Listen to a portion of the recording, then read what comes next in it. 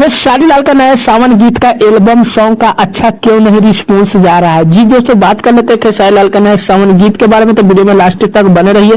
बाकी चैनल पर नए तो चैनल को जरूर सब्सक्राइब कर सकते हैं भोजपुरी अपडेट के लिए। दोस्तों बता दें, आज सुबह सुबह खेसारी लाल का एक गाना रिलीज हुआ है, बोलबम सॉन्ग, जिस गाने का टाइटल है चला जल ढारे। दोस्तों जल ढारे चला। दोस्तों बता दें, गाने का जो है कृष्णा बेदर्दी जी लिखे हैं, विकास यादव जी म्यूजिक दिए हैं, जो कि काफी बेहतरीन गाने का लिरिक्स है।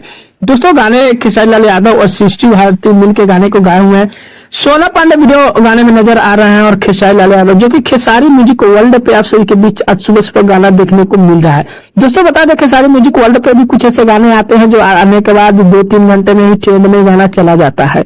फाइनली दोस्तों गाने का कुल रिस्पॉन्स की बात किया जाए तो 9 घंटे में लगभग में 2 से 2.5 लाख व्यू है, जो कि बहुत ही कम देखने को मिला है। लाइक्स की बात किया जाए तो लगभग में 50,000 से नीचे ही है, जो कि आप लोग स्क्रीन में देख सकते हैं। दोस्तों बता दें, कुल मिला जुला के रिस्पॉन्स की बात किया जाए तो कुछ अच्छा खासा देखने को नहीं मिल रहा है।